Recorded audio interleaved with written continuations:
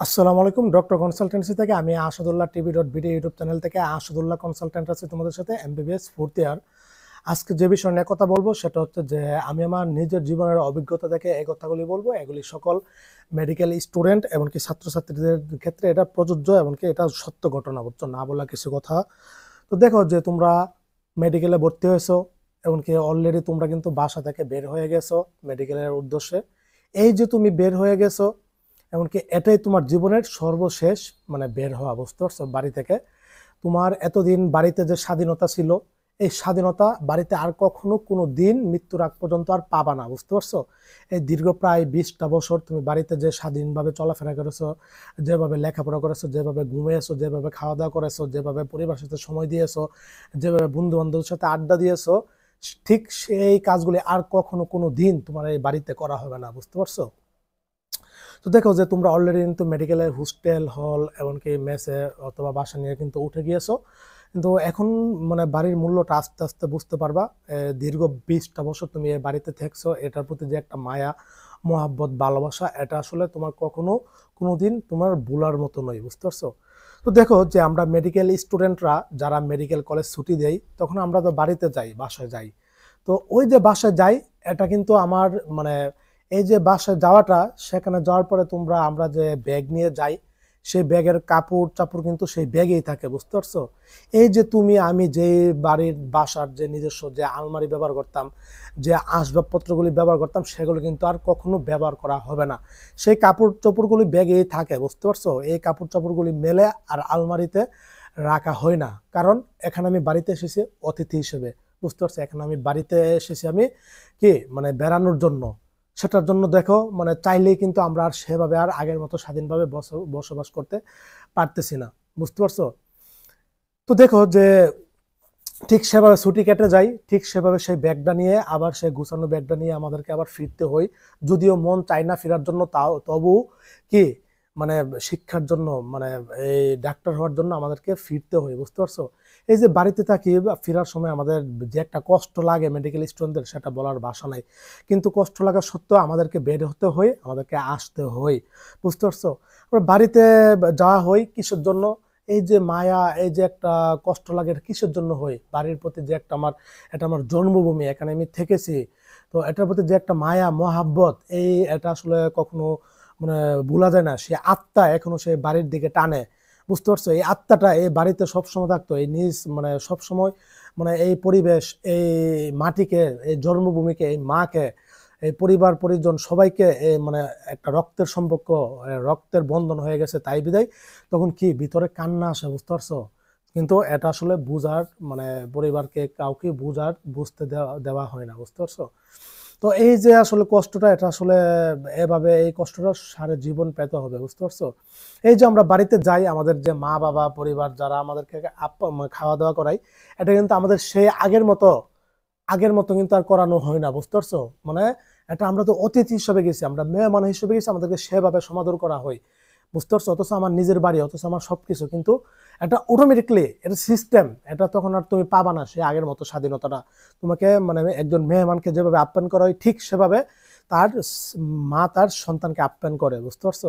কেননা সে তার বাড়িতে অতিথি হিসেবে গেছে, এখন সেই আগের মতো আর এই বাড়িতে আর সে আর আগের মতো নাই, বুঝতে পারছো। তারপরে এই বাড়ির মায়া তোমাকে টানবে, এই বাড়ি তোমাকে কাঁদাবে। এটার প্রতি যে একটা ভালোবাসা, সেই ভালোবাসাটা কখনো তুমি ভুলতে পারবা না, বুঝতে পারছো। এই যে মেডিকেল কলেজ থেকে তুমি বাসা থেকে তুমি বের যে হলা, এটাই তোমার শেষ বের হওয়া, বুঝতে পারছো। এই বাড়িতে আর ওইভাবে কখনো কোনো দিন তোমার থাকা হবে না। ক্ষণিকের জন্য থাকা হবে, যখন তুমি বছরে কয়েকটা ছুটি পাবে, এই ছুটির দিনগুলিতে থাকা হবে। তারপরে সেই দিনগুলি আর আগের মতো তুমি স্বাধীনভাবে চলাফেরা করতে কখনো পারবা না, বুঝতে পারছো। তো বিষয় হচ্ছে যে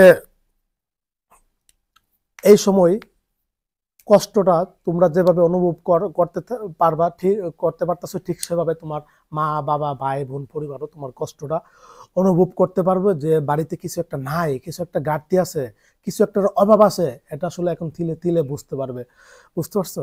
তো মায়াটা আস্তে আস্তে কিছুটা কাটে যাবে মেডিকেলের সাথে যখন খাপ খেয়ে যাবা।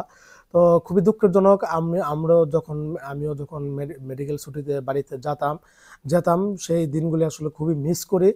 তো মা থাকতো, এখন তো আর আমার মা দুনিয়াতে নাই, ক্যান্সার আক্রান্ত হয়ে 23 সালের 5 ডিসেম্বর ইন্তেকাল করেছে। তো আসলে এই দিনগুলি আসলে মনে পড়ে, বাড়িতে যেতাম, মা অপেক্ষা থাকতো, খুবই ভালোভাবে খাবার টাবার গুলি রান্না করতো, স্পেশাল ভাবে মানে ইয়া করতো, কেয়ারিং করতো। এই জিনিসগুলি আসলে এখন আসলে কি বলতাম, এখন আসলে অনুভব করতে পারি, বুঝতে পারছো? হয়তো দুনিয়াতে আরো থাকলে মায়ের সাথে আরো সময় কাটানো হতো, আরো তোমার সুখ দুঃখের কথা আরো দোয়া নেওয়া হতো। তো এই দিনগুলি এখন চাইলে কিন্তু আর পারবো না, বুঝতে পারছো? তো ঠিক সেভাবে তোমাদেরও কারো মা হারিয়ে ফেলবা, কারো বাবা হারিয়ে ফেলবা, কারো পরিবারের দাদা দাদি নানা নানি ভাই বোনদের হারিয়ে ফেলবা এই মেডিকেল লাইফে থাকা অবস্থায়। তো এই দিনগুলি বুঝতে পারবো। আমার রুমমেটও এই আব্দুল্লাহ ফার্স্টে থাকতে ওর মাকে হারিয়ে ফেলছে, যখন বাসা থেকে খবর আসলো যে ও মা মারা গেছে। আমরা সবাই রুমমেটরা গেছিলাম, রুমমেট বাকি 5 জন। তো আসলে খুবই দুঃখের, কষ্টের, এর চেয়ে কষ্টের আর দুনিয়াতে কিছু নাই। এমবিবিএস লাইফ দিয়ে এমনি কষ্টে ভরা। তার মধ্যে যখন মেডিকেল হোস্টেলে আসার পরে শুনলো যে মা মারা গেছে, কত, তাও এমবিবিএস ফার্স্ট ইয়ারে থাকা অবস্থায়, আসলে বলার ভাষা নাই। তারপরে এমবিবিএস ফোর্থ ইয়ারে থাকা অবস্থায় হঠাৎ করে খবর আসলো বাবা মারা গেছে আব্দুল্লাহরই, আমার রুমমেট আব্দুল্লাহরই। এটা যে কতটা কষ্টের, কতটা বেদনা বিদুর, কতটা দুঃখজনক, এটা আসলে বলার ভাষা নাই। ডাক্তার হওয়ার জন্য মেডিকেল কি কি উৎসর্গ যে করা মানে করি আমরা, এটা আসলে বলার ভাষা না। তোমরা এখন নিজেরা এখন এটা বুঝতে পারবা। এই যে আমার আরেকটা রুমমেট আছে তাহের, তো ওরও যখন বাবা মারা গেছে, যখন খবর আসলো, আহারে, এর চেয়ে কষ্ট দুনিয়াতে আর কি হতে পারে, বুঝতে পারছো? বাবা মারা গেছে এই খবরটা সঠিক সময়ে মানে জানানো হয়নি, কারণ কি, মেনে নিতে পারবে না, বুঝতে পারছো? যখন কলেজ থেকে আসলো তখন মানে জানানো হলো। তবে আল্লাহ তাআলার কাছে হাজার কোটি শুকরিয়া, আমি আমার মায়ের মৃত্যুর সঙ্গী হিসেবে ছিলাম। মায়ের এই ক্যান্সার যাত্রাপথে টানা আমি 89 দিন টানা ছিলাম, একদম মৃত্যু রাত রাত পর্যন্ত আমার মায়ের সাথে। এটাই আল্লাহ তাআলার কাছে কোটি কোটি শুকরিয়া। আমি তখন এমবিবিএস থার্ড ইয়ারে পড়ি 2023 সালে। তো এই জিনিসটা আসলে বলার ভাষা নেই। তো আমি আল্লাহ তাআলার কাছে কোটি কোটি শুকরিয়া, মায়ের সেবা করতে পারছি। আমার মায়ের যে শেষ খাবারগুলি, এগুলি আমার নিজ টাকায় খাওয়াইতে পারছি, এমনকি নিজ হাতে। এমনকি মায়ের যে শেষ পোশাকটা ছিল, শেষ শাড়িটা ছিল, এটা এই যে শাড়িটা, এটা বর্তমানে কাঁথা, বুঝতে পারছো? এটা কিন্তু আমি ব্যবহার করে শরীরে দেই। এই যে আমার মায়ের যে শাড়িটা, এটাও আমি কিনে কিনে দিয়েছিলাম মাকে। মায়ের মৃত্যুর 10 দিন আগে 2টা শাড়ি কিনে দিয়েছিলাম, বুঝতে পারছো? এটা কিন্তু আমার কাঁথা, এটা কিন্তু আমি ব্যবহার দিই। কিন্তু মায়ের শাড়ি, মায়ের মৃত্যুর শেষ পর্যন্ত কিন্তু এই শাড়িটাই ছিল, এটা আমার নিজ টাকায় কিনা ছিল, বুঝতে পারছো? অনেক সুন্দর ছিল শাড়িটা, মা অনেক খুশি হয়েছিল। এই যে প্রিন্টের শাড়িটা, তোমরা জানো নরসিংদী বাংলাদেশের মানে কাপড়ের জন্য বিখ্যাত, শাড়ির জন্য, সবকিছুর জন্য। তো এই শাড়ি এখনো আমি আমার গায়ে জড়িয়ে রাখি, জড়িয়ে ঘুমাই। তো আসলে এই কাঁথাটাও মায়ের ছিল, মায়ের বানানো ছিল। এই যে কাঁথার নিচে যে আরেকটা শাড়ি ছিল, এটাও মায়ের সেই বহু বছর আগের পুরনো শাড়ি দিয়ে মা এই কাঁথাটা আমার জন্য বানিয়েছিল। এই কাঁথাটা আমার আজীবন মৃত্যুর আগ পর্যন্ত আমি এই কাঁথা ব্যবহার করবো ইনশাল্লাহ। সেই দীর্ঘ ছোটকাল থেকে এই কাঁথা আমি ব্যবহার করি, এখনো করবো, বুঝতে পারছো? এই যে মায়া ভালোবাসা, আর কি চাই? যেমন নিজ টাকায় কিনে দেওয়া আমার মায়ের শাড়িটা, এমনকি মৃত্যুর দিনও আমার এই শাড়ি মা পরিধান করছে। অবশ্যই ওই শাড়িটাকেই কি করছি, অবশ্যই আমি কাঁথাতে অ্যাটাচ করে দিয়েছি সুন্দরভাবে, মানে নকশি কাঁথাতে, বুঝতে পারছো? এটা আসলে বলার ভাষা নাই।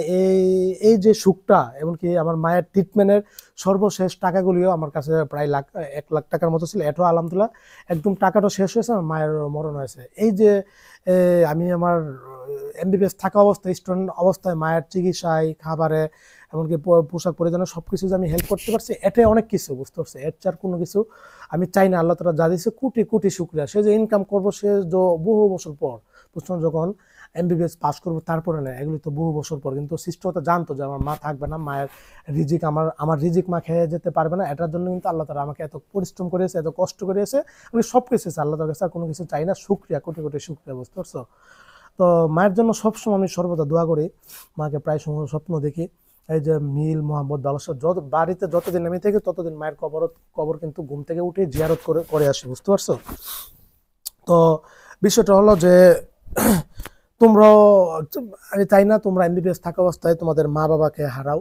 তো আসলে এটা খুবই কষ্টের, খুবই দুঃখের, বুঝতে পারছো? এটা আসলে বলার ভাষা নাই, বুঝতে পারছো? এই দুঃখ কষ্টটা। তো দিনগুলি খুবই কষ্টের যাবে, স্বাভাবিক, মানিয়ে নাও। কিছুদিন কষ্ট হবে, তারপরে সব ঠিক হয়ে যাবে। নিয়মিত মা বাবার সাথে যোগাযোগ রাখবে, কথা বলবা, মন ভালো হয়ে যাবে। মা বাবারও নিয়মিত সন্তানের খোঁজ খবর রাখবেন, এমনকি মনটা ভালো হয়ে যাবে।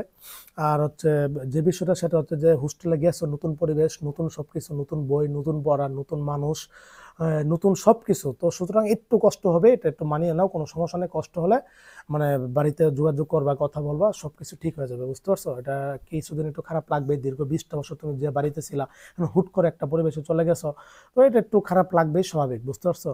তো এতদিন হয়তো ক্লাস কবে শুরু হবে কবে শুরু হবে সেটার জন্য বিরক্ত হয়ে গেছিল, এখন ক্লাস শুরু হয়েছে, এখন হয়তো আরো বিরক্ত বোধ করতেছে, একাকিত্ব বোধ করতেছে, এটা স্বাভাবিক। এটার জন্য মন খারাপের কোনো মানে করা লাগবে না, এটা কিছুদিন পরে ইনশাল্লাহ ঠিক হয়ে যাবে, বুঝতে পারছো? তো বাড়ি জিনিসটা এটা কখনো ভুলতে পারবা না। আর দেখো, এমবিবিএস পাস করার পরে তুমি যখন বাড়িতে যাবা, তখন কিন্তু তুমি যদি মেয়ে হয়ে থাকো, তখন ঘটনা কি ঘটবে, যে তখন তোমার বিয়ের জন্য পরিবার তখন তোমার বিয়ের জন্য দেখতে তোমাকে বিয়ে দিয়ে দিবে, তখন তুমি তোমার শ্বশুর বাড়িতে চলে গেলা, বুঝছো? তারপর তুমি তোমার ক্যারিয়ার, তারপর তোমার বাচ্চা কাচ্চা, এগুলি সংসার কিন্তু সামলাবা, কিন্তু পরিবারকে তোমার দেখবে যে আর সময় দেওয়া হয়নি কখনোই, বুঝতে পারছো? তখন তুমি অন্য সাংসারিক এবং ক্যারিয়ার জীবনে ব্যস্ত হয়ে যাবা। ছেলেরা ঠিক সেভাবেই, তুমি যখন এমবিবিএস পাস করবা, তখন চাকরির জন্য দৌড়াদৌড়ি করবা, জবের জন্য, বিয়ে শাদীর জন্য, কিন্তু অবশ্যই তুমি তোমার সংসার নিয়ে ব্যস্ত দেবা, কিন্তু তোমার মা বাবার মানে বা সাথে ওইভাবে আর সময় কাটানো হবে না। তোমার মা বাবা তোমার জন্য যে কষ্ট পরিশ্রম করে, এটা তুমি কল্পনা করতে পারবে না। একসময় তুমি যখন নিজে মা বাবা হবা, তখন সেটা বুঝতে পারবা। তোমার জন্য এই যে লাখ লাখ টাকা খরচ করতেছে, কিসের জন্য? ওদের জীবন শেষ পর্যায়ে ওরা নিজেরা সুখে থাকার জন্য এসব তোমার জন্য কষ্ট, আর হচ্ছে লাখ লাখ টাকা খরচ করতেছে? কখনোই না, বুঝতে পারছো? ও এগুলি তোমার লাইফের জন্য, তোমার একটা সুন্দর জিন্দিগি গড়ে দেওয়ার জন্য পৃথিবীতে ওরা সর্বাত্মক চেষ্টা করে গিয়েছে, এমনকি এত লাখ লাখ টাকা এত কষ্ট সহ্য করেছে, বুঝতে পারছো বিষয়টা?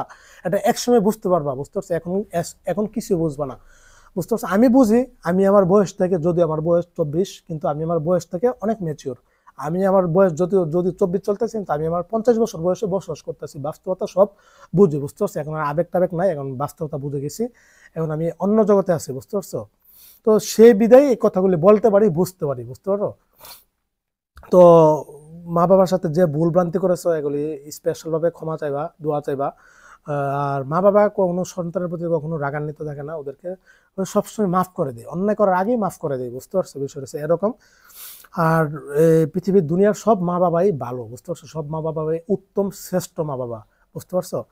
তো মা বাবার গুরুত্বটা এখন বুঝতে পারবা, পরিবারের গুরুত্ব বুঝতে পারবা, মন খারাপ করো না, ঠিক হয়ে যাবে সব ইনশাল্লাহ।